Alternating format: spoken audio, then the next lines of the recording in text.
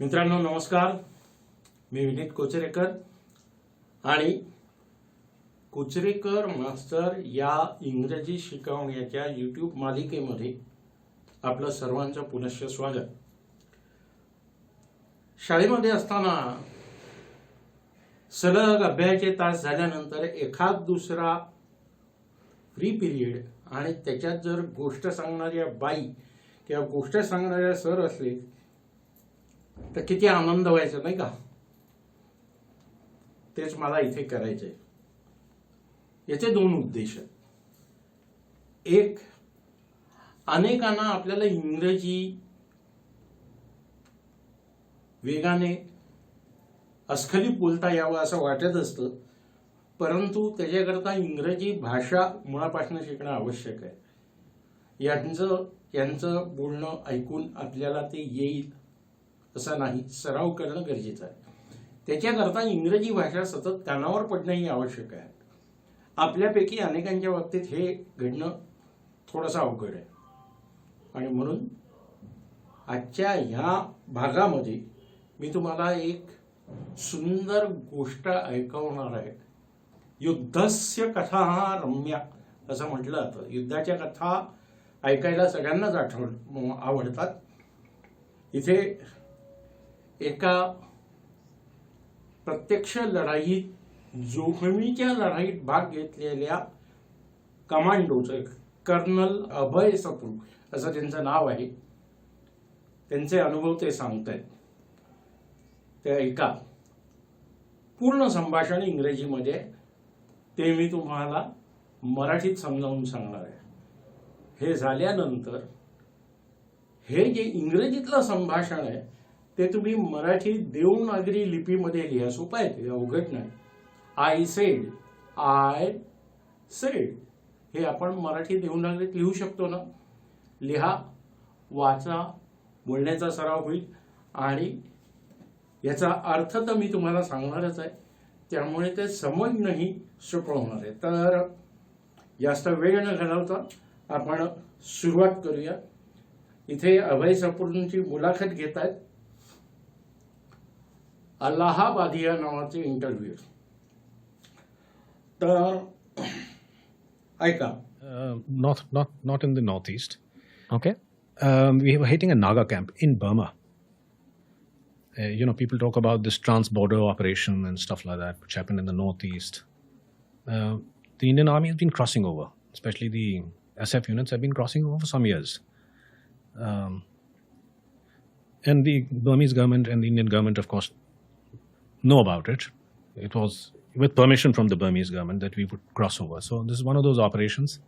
We'd crossed over. It was a very large Naga camp. And this must have been about 5 or 6 kilometers inside Burma. And at night, we started hearing this. अभय सप्रू सांगतायत, आपल्या बाजूचा देश Myanmar, त्याला इंग्रजीमध्ये ब्रिटिशांनी नाव ठेवलं होतं Burma, आणि बर्मामधनं बर्मीज. तिथनं आपल्या ज्या पूर्वोत्तर राज्यातले नागा लोक आहेत, नागा बंडखोर आणि अतिरेकी, हे तिथे आश्रय घेत असत. कुरापती, हिंसाचार भारतामध्ये पूर्वोत्तर राज्यांमध्ये करून ते म्यानमारमध्ये जंगलाच्या वाटेने पळून जात असत.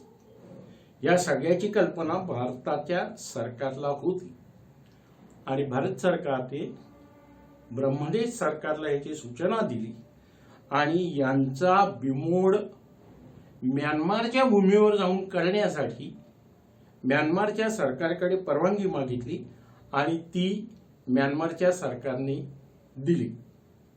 पुढे पाहू. It's a monkey called the gibbon. The what? Gibbon. Okay. And it has a laugh, it's like a human laugh. And we suddenly heard this loud coming in this very thick forest in the northeast, and nobody knew. See, is it the militants coming back? Is there some sort of a signaling happening? Much later we came back. We realized it's an animal of sorts. Much later when I checked up, I realized it's called a gibbon. I think it's called a gibbon, and it's a protected species. In in J&K, of course, I cited leopards. In fact, I had a very nice conversation with a militant chap called Sher Khan over this incident that happened in North Kashmir.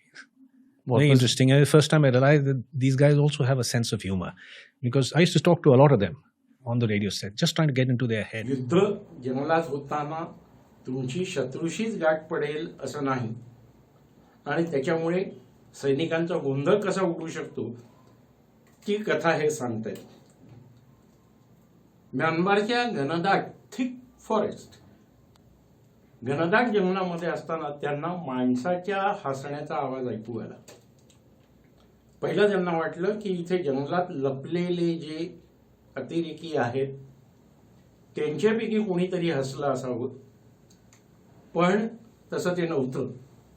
त्या जंगलात gibbon प्रजातीची माकडं आहेत, आणि ही माकडं ज्या वेळेला हसतात त्यावेळेला ती माणसासारखी हसतात. हे हसणं कानावर पडून पडून रात्रीच्या घनघोर अंधारामध्ये सुरुवातीच्या काळात ही माणसं पिचकली. आपले कमांडोज, विशेष प्रशिक्षित सैनिक म्हणजे कमांडो. पण नंतर त्यांच्या लक्षात आलं की हे माणसांचं किंवा तिथे जंगलात लपलेल्या अतिरेक्यांचं हसणं नाहीये, तर गिबन नावाच्या विशेष संरक्षित प्रजातीचं, प्रोटेक्टेड स्पीशीज, संरक्षित प्रजातीच्या माकडांचं हसणं आहे. To figure out, are they romantics, adventurers, like, some of the SF guys are. It's a classified podcast. But I had a 2-3 years and chatted quite a few of them. I had to ensure that I chat only the Paki militants, the foreign militants. Bulk of them were there for economic reasons, but a lot of them, the leaders, of course, had gone to some madrasa or the other. So, there are other experiences. Coming to this one, there's thick snow, a place called Lolab Valley. And at about 2 o'clock, we were in tents.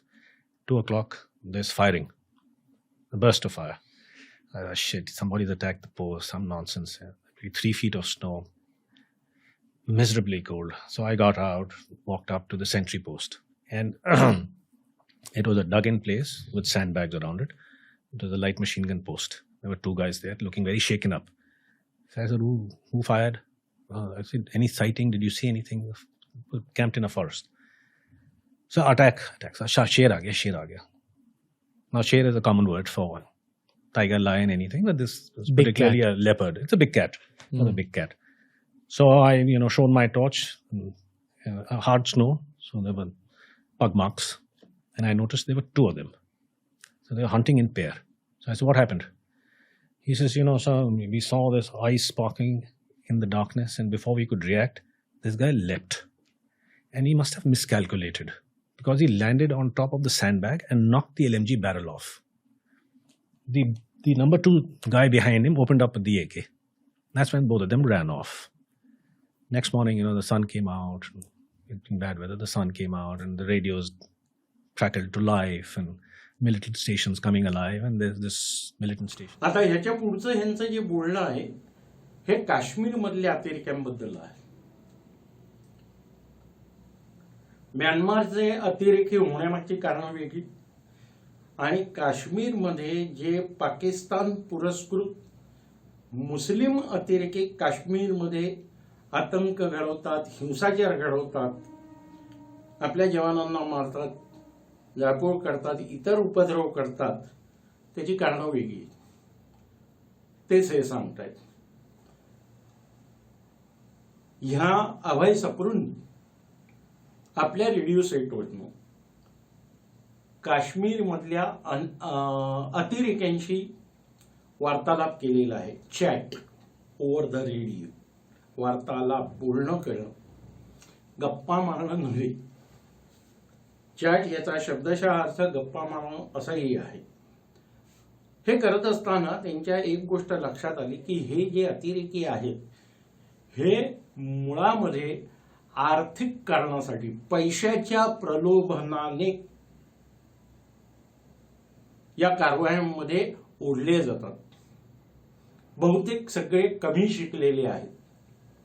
बाहेरच्या जगात यशस्वी होण्यासाठी म्हणून जे शिक्षण लागतं, formal education, रूढ शिक्षण, जे तुम्हाला रोजगाराची संधी उपलब्ध करून देते, ते शिक्षण हे घेत नाहीत. यांचं सगळ्यांचं शिक्षण मदरसामध्ये होतं आणि त्यामुळे धार्मिक शिक्षणाच्या पलीकडे यांना कुठल्याही गोष्टीची माहिती नसते आणि त्यामुळे यांचा दृष्टिकोन हा फार संकुचित असतो, नॅरो माइंडेड. ही लघुदृष्टीची किंवा कमी बुद्धी असलेली, पूर्ण जगाचं किंवा आत्ताच्या काळाचं भान नसलेली माणसं असतात. हे या संभाषणातनं त्यांना कळलं. I recognized his voice. He recognized my voice. Came on set and said he's berating some Kashmiri militant, and he's telling that chap, Kashmiri commander, he's telling him, he says, Bilal ko bheja tha ration ke liye. What's happened? He's gone last 2 days. We haven't had food to eat.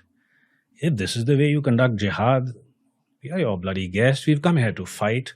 3 days, 2 days, he hasn't come back with any bloody food. And added to that, there is another problem. There is a bloody leopard who's come and attacked. And now Javed is mauled. Now they're sitting in a hideout somewhere in the forest there. Miserable conditions. And now Javed is mauled. Now tell that bastard to come up as soon as possible and get a bloody Hakim also while you're doing that. And if Javed died, he's pitching into this bloody Kashmiri guy who's constantly saying, sorry, my fault and stuff like that. So I heard this. So I said, Salaam alaikum, Sher Khan. Fauji bhai, leave the channel, please. I've got problems happening here. Really? So you could talk like that. I got my own set of problems here. I said, I know your problem, Sher Khan. You've been attacked by a leopard. He says, oh, forget that. And I said, no. Listen to me. That leopard, because you fuckers don't come down and fight. You bastards are sitting up there or hanging around in the villages, eating free food. We've trained these leopards. They're trained by us. Now these leopards are going to come hunting for you. इथे आपल्याला हे काश्मीर मधला त्यांच्यावर ज्यावेळेला firing झालं, गोळीबार झाला, तो अनुभव सांगतात. लोला व्हॅली म्हणजे लोला दरी खोऱ्यामध्ये त्यांचं पोस्टिंग होतं, म्हणजे त्यांची नेमणूक झालेली होती. पोस्टिंग, नेमणूक. 3 फूट बर्फाचा थर होता आणि अचानक रात्री 3 वाजता जोरदार पलीकडून गोळीबार, फायरिंग व्हायला सुरुवात झाली. त्यावेळेला त्यांनी जाऊन पहारेकरी सेंट्री, ACNTRY, जे पहारेकरी होते त्यांना विचारलं की हे फायरिंग कुठनं येत आहे. ते म्हणाले पलीकडनं येत आहे फायरिंग. शेरा आपला वचक बसवण्यासाठी ही मंडळी अशीच काहीतरी नावं स्वतःला ठेवत असतात. म्हणजे कोण? अतिरेकी.